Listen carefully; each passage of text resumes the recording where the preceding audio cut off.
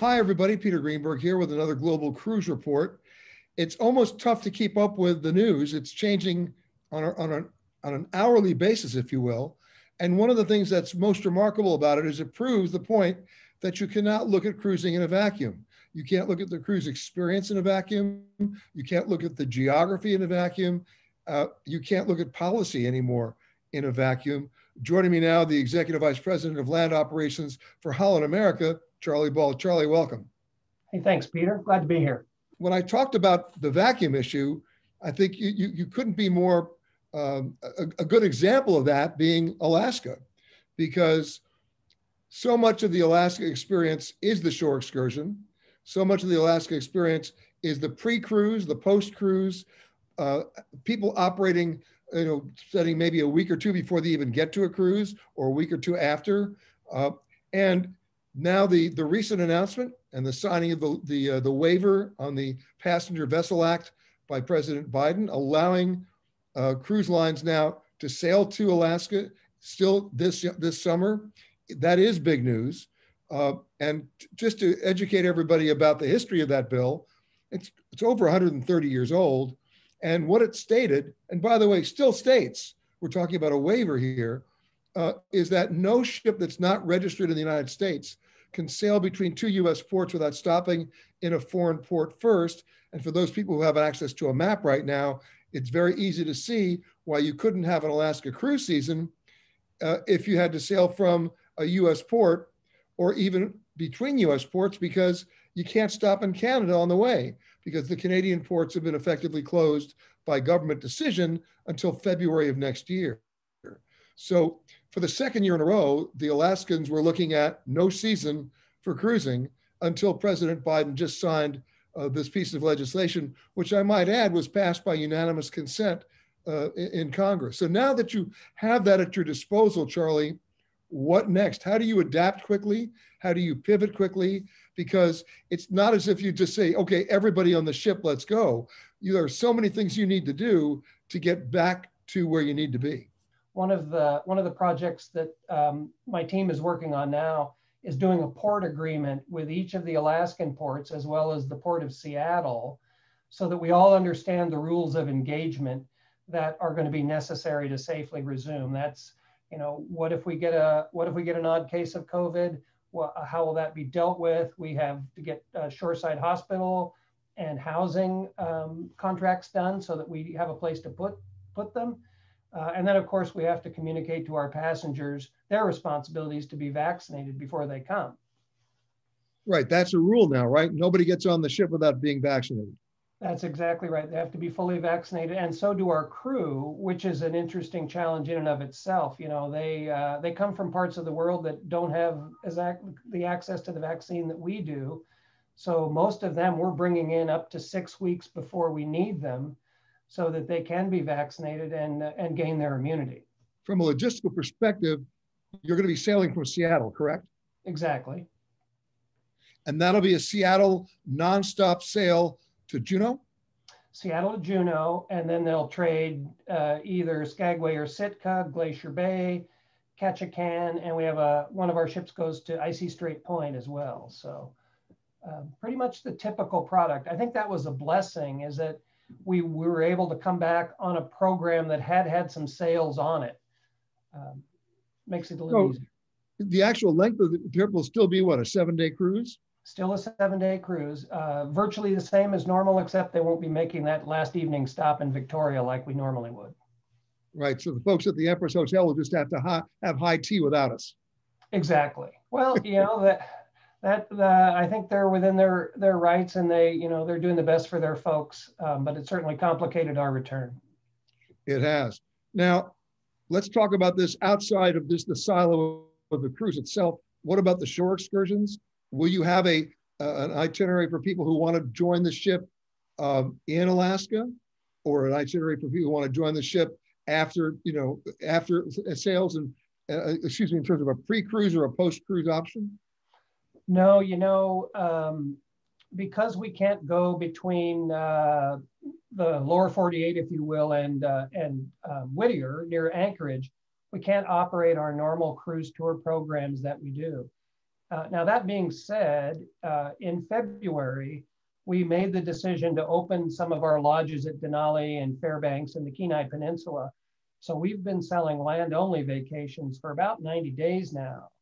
And they've had a really great pickup, but that's folks that have said, okay, I'm going to wait on the cruise and just go up and visit Denali Park in South Central Alaska this year. So it's kind of a different cohort of folks, but we've already overachieved our conservative estimate on what would happen there. So it's a lot of interest. Now, I remember last summer when MSC started cruising in Europe, they had very specific protocols about shore excursions, that you could not explore a port on your own. You had to go in an escorted way to a place that was vetted. And that basically you were in that bubble. Is that going to be the same thing in Alaska? Well, no, blessedly, because we're a vaccinated cruise, the CDC has recently given us guidance that said we can have essentially a normal visit for our guests who go to town. And, that was so important to the Alaskan communities because they wanted to make sure if we had a short season that we got all the economic value out of our guests as possible. So those guests will be able to go to the hangar in Juneau and have lunch and explore the stores on their own and hopefully take a shore excursion as well, of course. Exactly. So basically, with the exception of stopping in a Canadian port and having an extended cruise season, you have a limited one now, but essentially the same itinerary. Same itinerary. There'll be a few health and safety protocols. The transportation still require masking. And they go to whale watching boat, there might be some masking inside. But essentially, yeah, we're really pleased that we can deliver a great Alaska experience with what we've got in this plan.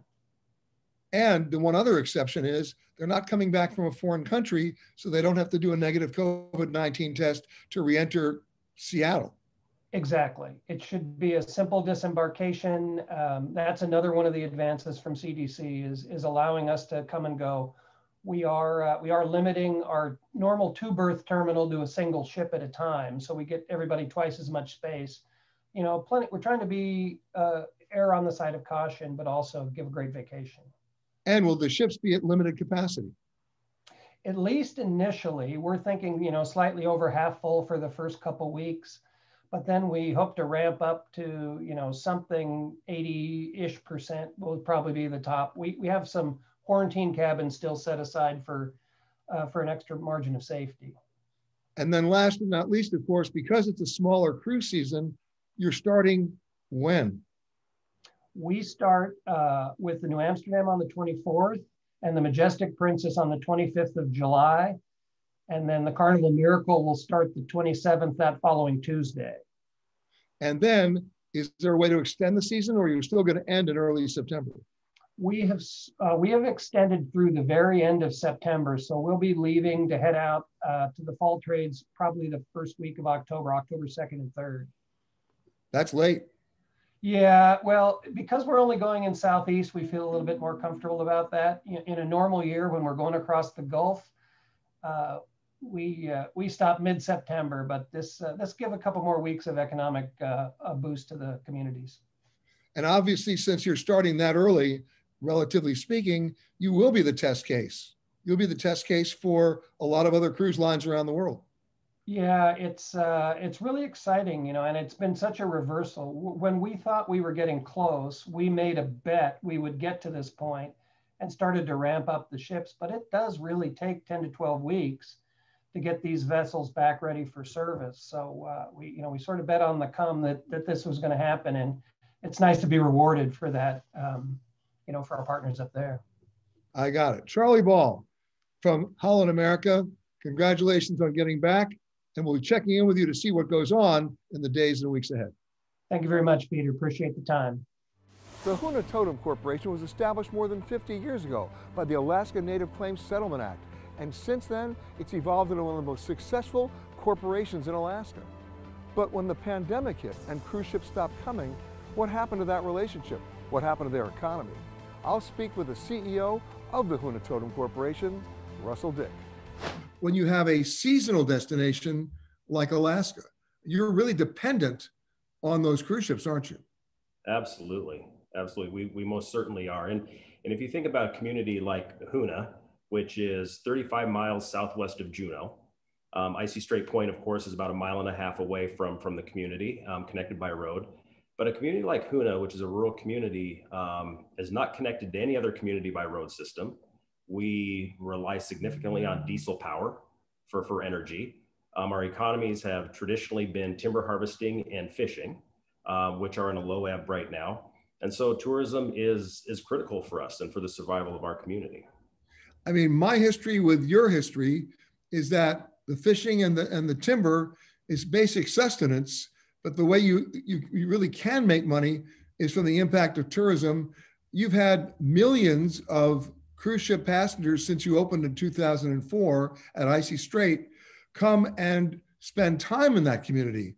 And when they spend time in that community, they're not just exploring it, they're putting money into it based on what they're doing with their dining, their tourism, their shopping, and then going back and telling all their friends about it. Absolutely. And that, again, that's not just about the economics of the community, but that is vital for perpetuating our culture as Alaska Native people. When we get people into the community, getting the experience with us, interacting with people that are tied to Icy Strait Point in the community of Hoonah, they take that experience back to wherever they live, and are able to share that with the rest of the world. And to us, that is absolutely critical for the survival of our culture. Now, it's one thing for you to talk to me today, but you recently testified in front of Congress exactly dealing with those points. Yes, I did. And it was great experience testifying in front of the Senate Indian Affairs Committee to talk about the impacts of COVID over the last 1.5 years and what it's done to a community like Hoonah, the shutdown of the cruise industry, and talking about the importance of having the industry up and running again, especially for 2021. If you think about the fact that we haven't seen a cruise ship since October of 2019, that's 20 months that we've gone without any economic impact in the community of Hoonah. And if we were to not see a cruise ship in 2021, we wouldn't see one again until May of 2022. And that's 30 some odd months of no economic impact in our community. With no plan B. No plan B whatsoever. We do not cater to the independent market. We are built out to support the large cruise ships and to enjoy the economic impact that they have in our community. So without them, we don't have any other economic foundation to build our lives around. So give me an idea of how many people are in Icy Strait in the community. Give me an idea about how many jobs we're talking about. So the community of Hoonah has approximately 760 residents. Icy Strait Point, when it is in full operation, employs approximately 250, 260 individuals. Our employment typically consists of 80% local and Alaska Native hire at Icy Strait Point. So that's a pretty significant number in a community of 760 people. All of that money stays within the community. And it goes to support more than just economics as well. When we think about our role as an Alaska Native corporation for the communities that we represent, it goes beyond profitability, right? We have a responsibility not only for the economic foundation of our people and our communities, but we have a responsibility to cultural perpetuation and maintaining the social fabric of our communities. And those communities rely significantly on us. And when that economic situation falls apart, your social fabric can fall apart. Absolutely. We have a mantra at Hoonah Totem, which is, building value, building respect, and building community. And if we build respect and we have respect amongst ourselves and we have respect for our business partners and the environment in which we live, then we can build value just like we've done with the cruise lines. And if you can build respect and you can build value, then you can create a strong social fabric in your community. And that is just critically important for how we live. With the waiver that was signed by the president, at least you'll have a limited season, but at least you'll have a season. We've worked pretty closely with all of the ports. We've worked closely with our medical team and the Department of Health and Human Services in the governor's office. And we think we've got a pretty good model and protocols established to ensure that people don't necessarily need to operate in a bubble in Alaska. We of course, ourselves, as the only privately owned all-inclusive port in the United States, we've built out protocols starting in April of 2020. Those protocols have been matched with the Healthy Sails Panel recommendations that were developed by Norwegian Cruise Lines and Royal Caribbean.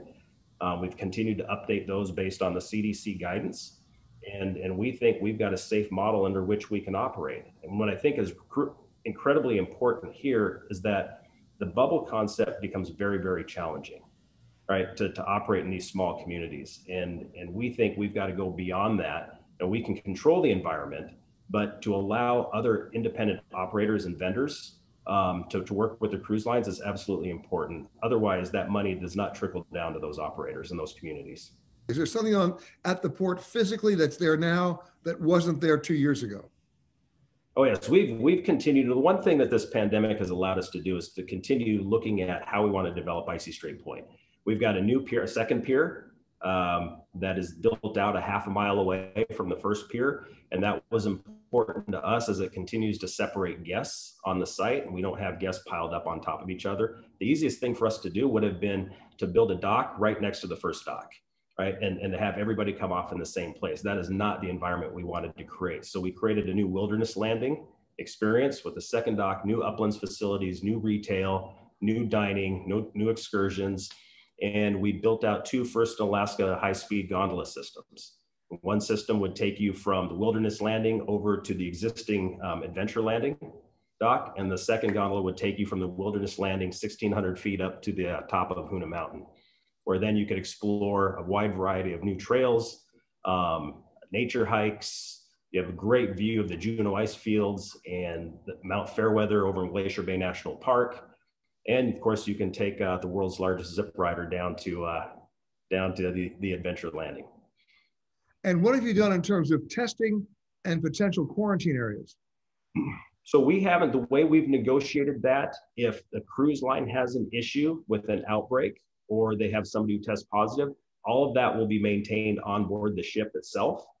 And my understanding that is if somebody needs to be off-boarded from the ship, the ship would take care of that and move those guests directly back to Seattle. So we're not having to worry about quarantining and housing and medical facilities in a community of 760 people. I think that would be challenging for any of our communities in Southeast Alaska.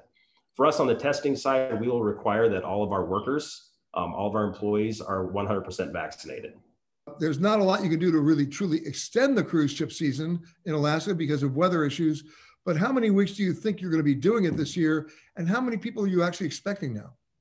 Well, so for Icy Strait Point, under the current itineraries that we see today, I think we're expecting somewhere in the neighborhood of 74,000 people. We'll have a ship from Norwegian Cruise Line. We'll have a ship in the market. I understand that Royal Caribbean will have 3 ships in the market. We'll be getting visitations from one of those ships, not all 3. And I believe Holland and Princess and Carnival may have, I think they've got a total of maybe 3 to 5. I'm not quite sure where they're going to end up. You know, and regardless, anything is good. We're happy to just get a ship and to get the business, get cruising up and moving again in Alaska. I think that is the most important thing, regardless of how many we get at Icy Strait Point. Getting cruising moving in Alaska again is critically important. Russell Dick, the president and CEO of the Hoonah Totem Corporation. Russell, thank you so much for joining us and good luck at the end of July. Great. Thank you so much, Peter. I appreciate you having us on, and we look forward to welcoming guests back to Icy Strait Point. That'll do it for this episode. I'm Peter Greenberg, and I'll see you next time on another Global Cruise Report.